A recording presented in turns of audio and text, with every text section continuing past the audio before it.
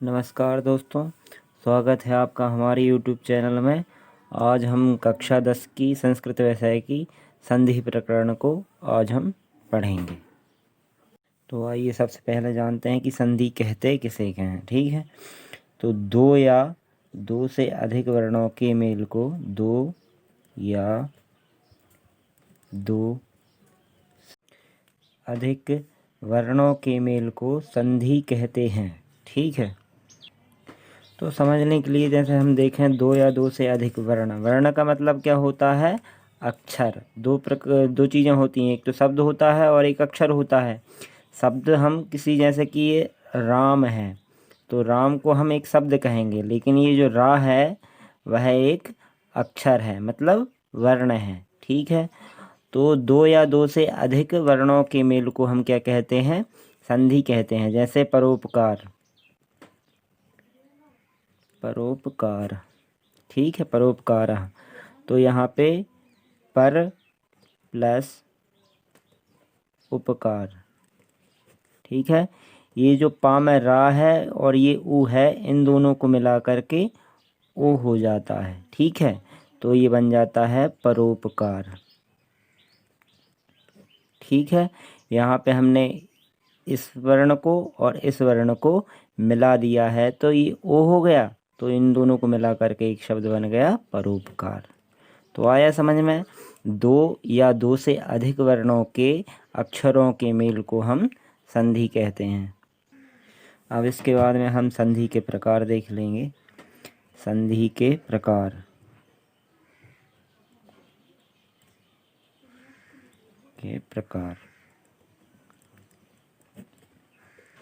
संधि प्रमुख रूप से तीन प्रकार की होती है। कौन कौन सी होती है? एक तो होती है स्वर संधि,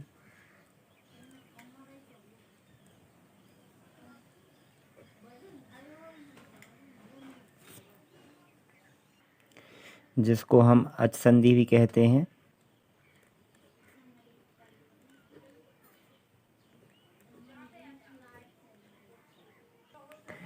दूसरा है व्यंजन संधि,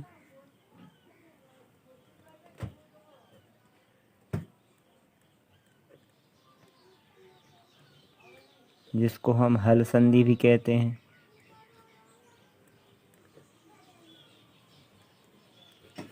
और तीसरा है विसर्ग संधि।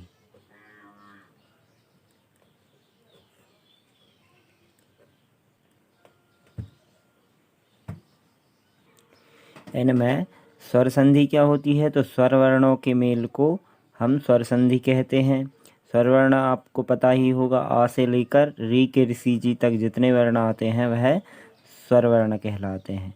और व्यंजन संधि में क्या होता है? व्यंजन वर्णों की संधि, व्यंजन वर्णों की जो संधि होती है उसे हम व्यंजन संधि कहते हैं। और विसर्ग के बाद में जब हम संधि करते हैं तो उसे विसर्ग संधि कहते हैं। आया, अब हम सबसे पहले पढ़ेंगे स्वर संधि के बारे में। ठीक है, स्वर संधि।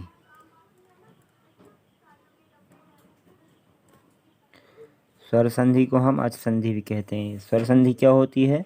तो स्वर वर्णों के मेल को स्वर संधि कहते हैं। स्वर वर्णों का मेल मतलब, जैसे कि एक शब्द है विद्यालय।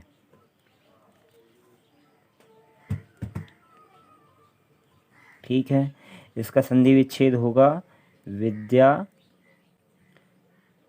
प्लस आलय।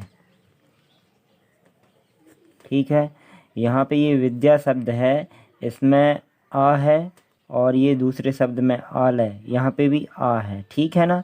तो आ और आ क्या होते हैं, क्या होता है? ये स्वर वर्ण होता है आ, तो दोनों के मिलने से बनेगा बड़ा आ। ठीक है, तो हो जाएगा विद्यालय।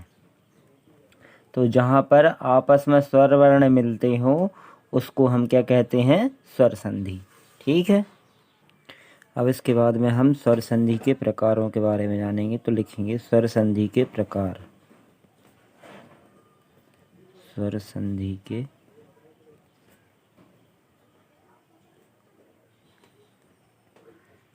प्रकार, यह प्रमुख रूप से 6 प्रकार की होती है स्वर संधि। स्वर संधि के 6 प्रकार होते हैं।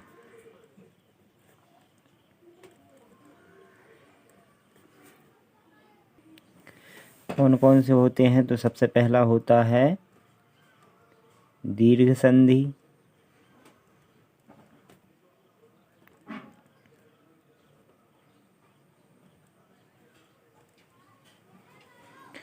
दूसरा होता है गुण संधि,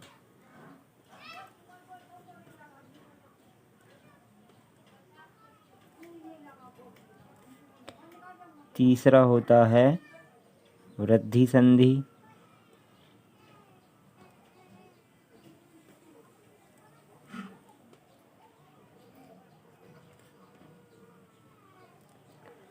चौथा होता है यण संधि,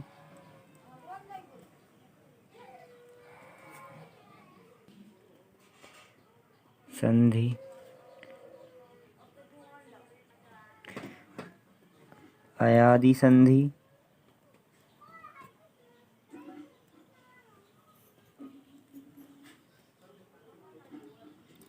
और छठवीं होती है पूर्व रूप संधि।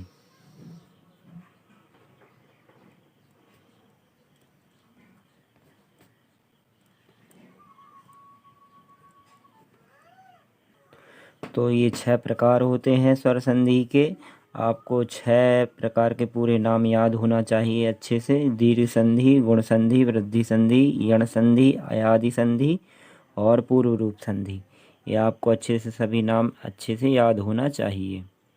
तो आइए इसके बाद में अब हम सबसे पहले दीर्घ संधि के बारे में पढ़ेंगे। दीर्घ संधि में देखेंगे हम क्या होता है। यदि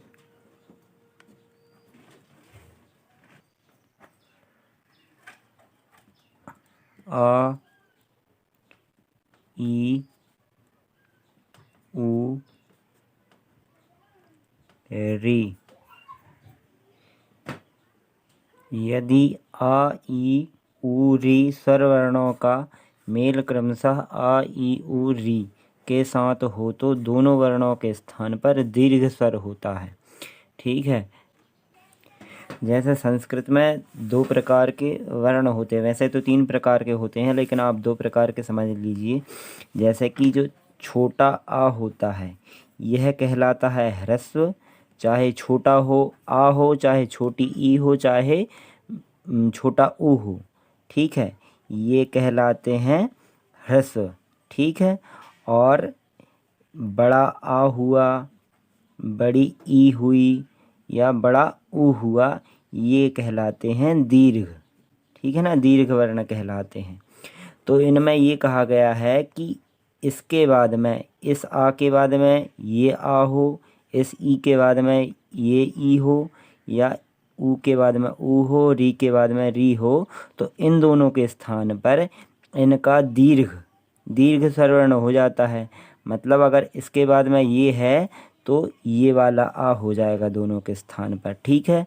अगर ई के बाद में ई हो तो दोनों के स्थान पर बड़ी ई हो जाएगी।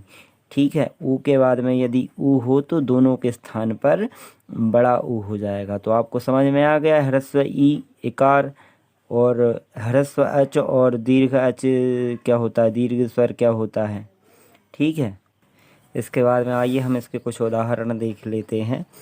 जैसे कि उदाहरण लिखेंगे सबसे पहले हम यहाँ पे, मैं आपको और अच्छे से समझाने के लिए लिख देता हूँ कि पहला वर्ण यदि आ हो, ठीक है, यदि आ हो या बड़ा आ हो, ठीक, उसके बाद में यदि दूसरा वर्ण, उसके दूसरे वाले शब्द का पहला वर्ण यदि आ हो या फिर वो भी आ हो, तो दोनों के स्थान पर क्या हो जाएगा, बड़ा आ।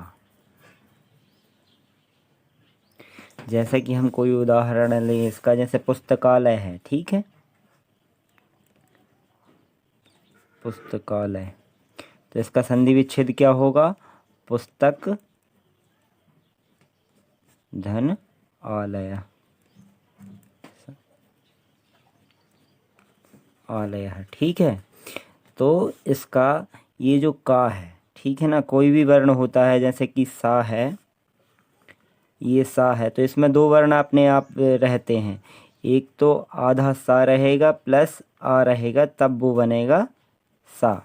या यहाँ पे यदि हमको या दिख रहा है तो या में या रहेगा प्लस आ रहेगा, तब वो या रहेगा। ठीक है। तो यहाँ पे क्या है, का है, तो का में जो आ है, ठीक है, का छोटा है तो छोटा आ है, और यहाँ पे बड़ा आ है। ठीक है। तो हमारा सूत्र लग रहा है कि पहले शब्द में यदि छोटा आ हो और दूसरे में या तो बड़ा आ होता तब भी कोई बात नहीं, लेकिन उसके बाद में यदि दूसरा वर्ण भी आ ही हो, छोटा आ हो या बड़ा आ हो, यदि आ ही हो तो दोनों के स्थान पर क्या हो जाता है, बड़ा आ हो जाता है। तो आ को और आ को मिला करके हो जाएगा पुस्तकालय। पुस्तकालय।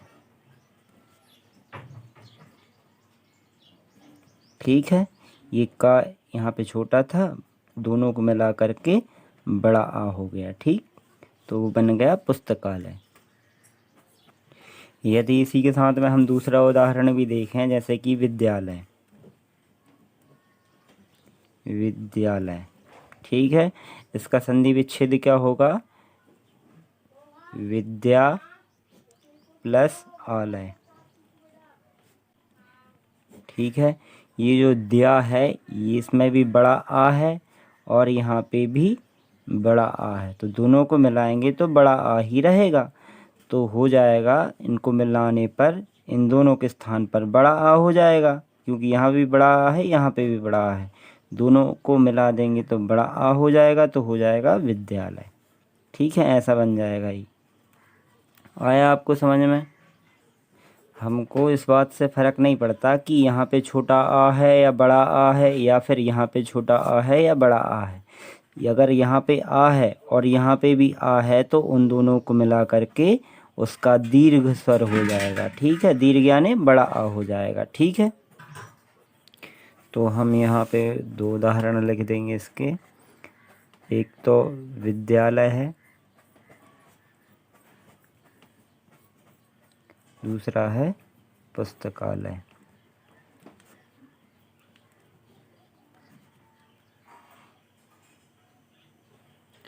अब इसके बाद में हम आ का उदाहरण ले लिया, अब ई का उदाहरण लेते हैं।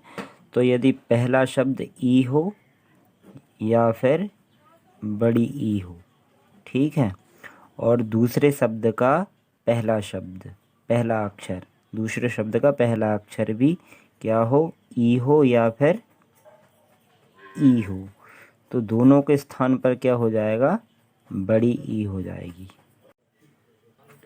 तो जैसे इसका कोई उदाहरण हो, तो एक शब्द ले लेते हैं हम, गिरीश,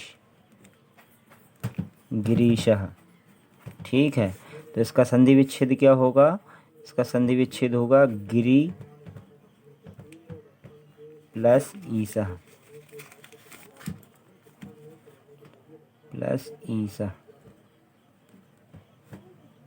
ठीक है। तो यहाँ पे पहले शब्द में छोटी ई है और दूसरे शब्द का जो पहला अक्षर है उसमें क्या है, बड़ी ई। तो छोटी ई और बड़ी ई को मिलाकर दोनों के स्थान पर क्या हो जाएगी, बड़ी ई।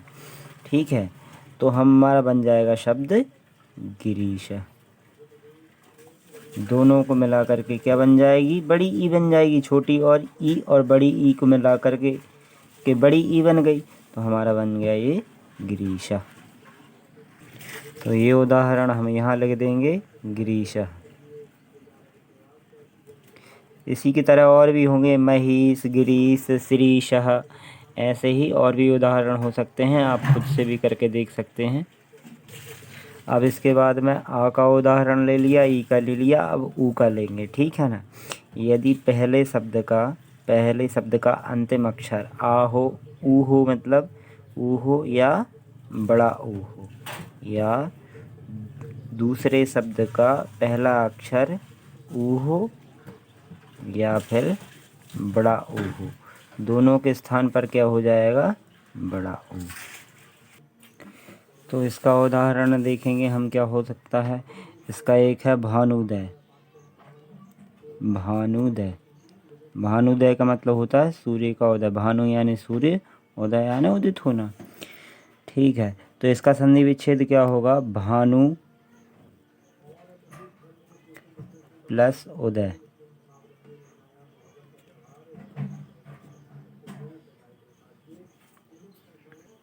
तो यहाँ पे हम देखेंगे कि भानु में छोटा ऊ है और उदय में भी छोटा ऊ है, दोनों को मिला देंगे तो क्या हो जाएगा, बड़ा ऊ।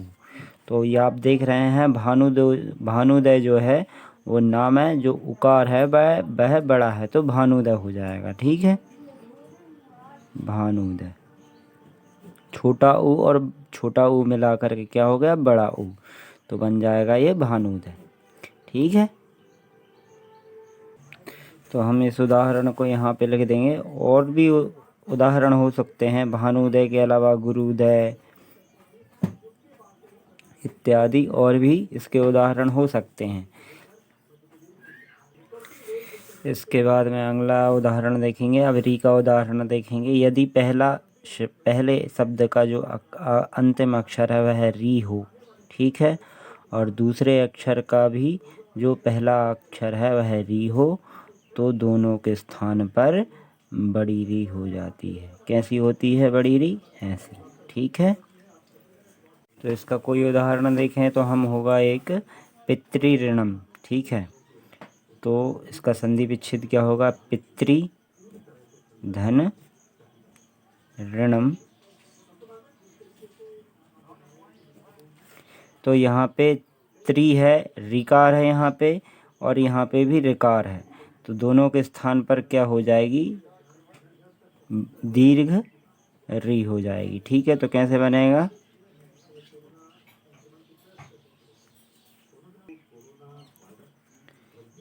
पितृ ऋणम।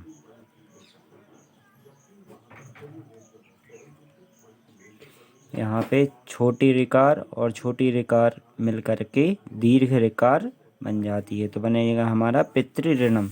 इसके और भी उदाहरण हो सकते हैं, मातृ ऋणम, गुरु ऋणम, पितृ ऋणम। तो दोस्तों हमारी दीर्घ संधि यहीं पर समाप्त होती है। आप इसके इनकी जो मैंने उदाहरण यहाँ पे लिखाए हैं, इसके अतिरिक्त भी आप और उदाहरण देख करके अपनी किताब में से लिख सकते हैं। ये जो वर्ण होते हैं ये दीर्घ संज्ञक वर्ण होते हैं। सो दोस्तों इसी के साथ में हमारा ये संधि प्रकरण का पार्ट फर्स्ट यहीं पे समाप्त होता है। आगे की संधियाँ हम अगले वीडियो में करेंगे। सो सभी से निवेदन है, कृपया वीडियो को अच्छे से देखें, ध्यान से देखें, और जब भी देखते समय भी कॉपी पेन ले करके बैठें, जिससे आपको समझने में आसानी हो। धन्यवाद।